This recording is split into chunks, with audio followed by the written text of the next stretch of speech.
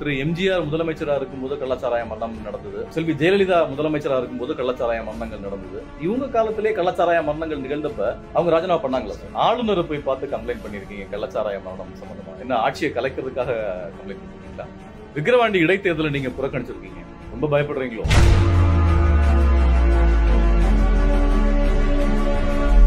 வணக்கம் சார்.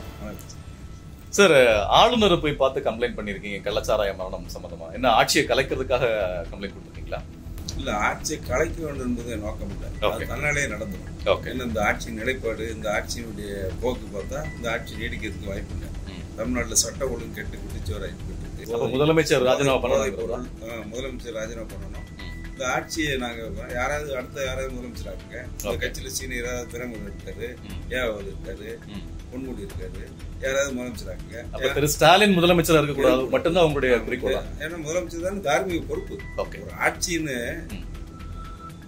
சாதனைகளுக்கும் அவர் தான் பொறுப்பா இருக்கணும், வேதனைகளுக்கும் முதலமைச்சர் தான் பொறுப்பா இருக்கணும். 1980 திரு எம்ஜிஆர் முதலமைச்சரா இருக்கும்போது கள்ளச்சாராய மரணம் நடந்தது. 2001 செல்வி ஜெயலலிதா முதலமைச்சரா இருக்கும்போது கள்ளச்சாராய மரணங்கள் நடந்தது. இவங்க காலத்திலே கள்ளச்சாராய மரணங்கள் நிகழ்ந்தப்ப அவங்க ராஜினாமா பண்ணாங்களா சார்? இந்த நேரமெல்லாம் நீங்க சொன்ன காலம் ஒரு 40 ஆண்டுகளுக்கு பின்னோக்கிய காலம். அப்பொழுது மக்களிடையே இவ்வளவு விழிப்புணர்வு இல்லை. ஒரு மது பழக்கம் இன்றைக்கு அதிகமா வந்துட்டா கூட அந்த மது ஒழிப்பு பிரச்சாரங்கள் இதெல்லாம் மக்களுடைய சென்றடையாத காலம். அந்த காலத்தில் நடைபெற்ற சம்பவம் எது நடைபெற்ற சம்பவம் இருந்தாலும் அது தவறு தான். இருந்தாலும் இவ்வளவு அந்த காலகட்டத்தில் அது தவிர்க்க முடியாத சம்பவம் நடந்துச்சு. 2001 காலகட்டத்திற்கு 2001 மே மாதம் வரை ஆட்சி பொறுப்பில் இருந்தது யார்? திராவிட முன்னேற்ற கழகம். அதனுடைய தலைவர் கருணாநிதி முதலமைச்சராக இருந்தார். அந்த ஆட்சி காலத்தில் 2006 11 வரை 2001 மே மாதம் வரை அவர்கள் ஆட்சி பொறுப்பு முன்பு அந்த காலத்தில் இருந்த தொடர் நிகழ்வு தான் இந்த சம்பவம். அதற்கு பிறகு மாண்புமிகு அம்மா அவர்கள் பொறுப்பேற்ற பிறகு அந்த 5 ஆண்டு காலம் ஒரு சம்பவம் ஒருவர் கூட உயிரிழக்கவில்லை. அதற்கு பிறகு 2011 அம்மா அவர்கள் முதலமைச்சராக இருந்தாலும் சரி, அண்ணா எடப்பாடி அவர்கள் தொடர்ந்து 10 ஆண்டுகள் தமிழகத்தில் கள்ளச்சாராய பேச்சுக்கே இடம். இப்ப கள்ளச்சாராய வழக்குல கைது பண்ணப்பட்டிருக்கக்கூடிய அந்த கண்ணுக்குட்டி 23 முறை சிறைக்கு போயிட்டு வந்திருக்காரு சார். இந்த 23 முறையும் கடந்த 3 ஆண்டுகள்லையா? அப்ப அதுக்கு முன்னாடி அவர் சிறைக்கு போனதே இல்லையா? அப்படின்னா அதுக்கு முன்னாடி இருந்தது அதிமுக ஆட்சி. அப்பவும் கள்ளச்சாராய மரணங்கள் இருந்திருக்கு, கள்ளச்சாராயம் காய்ச்சப்பட்டிருக்கு. அப்ப அதெல்லாம் நீங்க அதிமுக கண்டுக்கவே இல்லையா? அதிமுக 10 ஆண்டு காலத்துல என்ன சம்பவம் நடைபெற்றது? ஒரு சம்பவத்தை குறிப்பிட்டு சொன்னது 2011 இருந்து தொடர்ந்து நாங்கள் 10 ஆண்டுகள் 2021 மே மாதம் வரை நீங்க தான் ஆட்சியில் இருந்தீங்க. நாங்க தான் ஆட்சியில். இந்த நீங்கள் குறிப்பிட்ட நபர் அவர் தொடர்ந்து அந்த செயலில் ஈடுபட்டிருந்தால் எத்தனை சம்பவங்கள் நடந்திருக்கு? எங்கள் ஆட்சியில சட்ட ஒழுங்கு பாதுகாக்கப்பட்டது. எனவே அதற்கு முன்பு பல்வேறு வழக்குகளை அவர் சிறை சென்றிருக்கலாம். இந்த கள்ளச்சாராய வழக்குல 10 ஆண்டுகளாக யாரும் தண்டிக்கப்படவில்லை, ஏன்னா குற்றம் நடைபெறுவதற்கு அரசு அனுமதிக்கவில்லை. இதுதான் யதார்த்தம். கடந்த 3 ஆண்டுகள்ல திமுகவோட ஆட்சி தி பெஸ்ட் அப்படின்னு சொல்றீங்களா?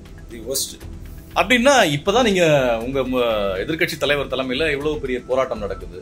அப்போ உங்க இருப்பை காட்டிக்கிறதுக்கு தான் இந்த போராட்டமா?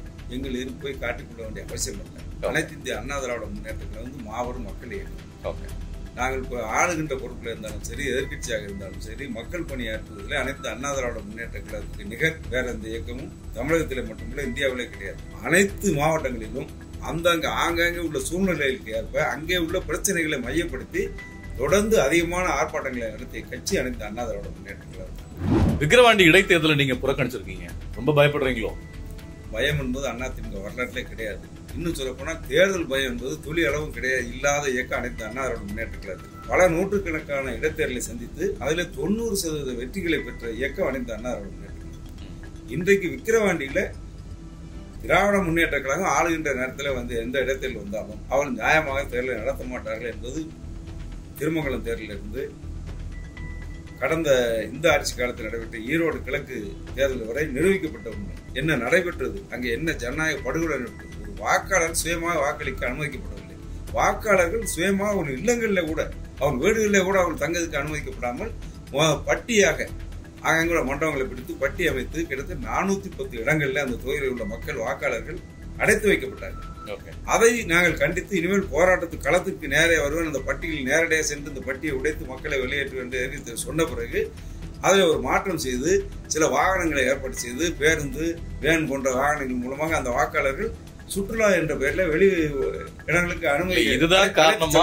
இது ஜனநாயக படுகொலை. இதுதான் காரணமா? இதன் காரணமாக தான் ஏன்னு சொன்னால் விக்கிரவாண்டியில இப்பொழுது நடைபெற்ற நாடாளுமன்ற தேர்தலில் நாங்கள் அதே தொகுதியில விழுப்புரத்துல நாங்கள் வெற்றி பெறாவிட்டாலும் கூட விக்கிரவாண்டியில வெறும் 7000 வாக்கு வித்தியாசத்துல தான்.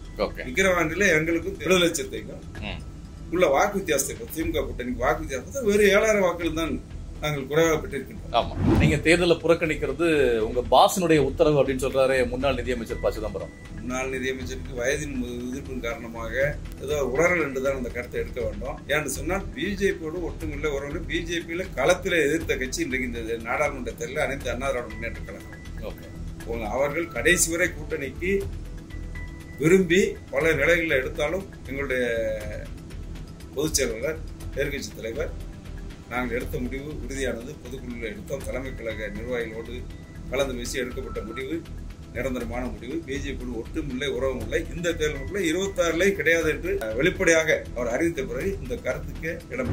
2026 தேர்தல் அதிமுக என்ன திட்டம் வச்சிருக்கீங்க சார்? அதிமுக மக்களை சந்திக்கின்ற திட்டம். மக்கள் மனதிலே மனமாற்றம் ஏற்படும். இப்பொழுது நடைபெற்ற தேர்தல் நாடாளுமன்ற தேர்தல். இதுல மத்தியில யார் ஆட்சிக்கு வர வேண்டும், யார் ஆட்சிக்கு வரக்கூடாது என்று நடைபெற்ற தேர்தல். இந்த தமிழகம், கேரளா, ஆந்திரா போன்ற இடங்கள்ல பாஜகவை மக்கள் விரும்பவில்லை. பாஜகவுக்கு எதிர்ப்பான கூட்டணினா திமுக கூட்டணி அல்ல, அது இந்தியா கூட்டணி. அந்த நிலைப்பாட்டில் இந்தியா கூட்டணிக்கு வாக்களித்தார்கள். எனவே இங்கே உள்ள ஆட்சியின் இடைபோடுகின்ற தேர்தலாக இந்த ஆட்சியின் அவலங்களை மக்கள் சிந்திக்க வேண்டிய நிலையில வாக்களிக்கவில்லை. அந்த நாடாளுமன்ற தேர்தல் என்ற நிலைப்பாட்டில் வாக்களித்ததனால் இந்த தேர்தல் முடிவு சட்டமன்ற தேர்தலில் நிச்சயமாக மாறுபடும். திமுகவுக்கு மாற்று என்று சொன்னால் தமிழகத்தில் அனைத்து அண்ணா திராவிட முன்னேற்ற கழகம் தான். நிச்சயமாக எடப்பாடியாருடைய ஆட்சியின் சிறப்புகள் இன்றைக்கு மக்கள் பேச தொடங்கிட்டார்கள். அந்த தேர்தலில் 2026 அதை எதிர்கொள்ளும். ஓகே சார், ரொம்ப அழகா உங்களுடைய நிலைப்பாடு என்னங்கிறத சொன்னீங்க. உங்களுடைய நிகழ்ச்சியில் கலந்து கொண்டதற்கு மனமார்ந்த நன்றி.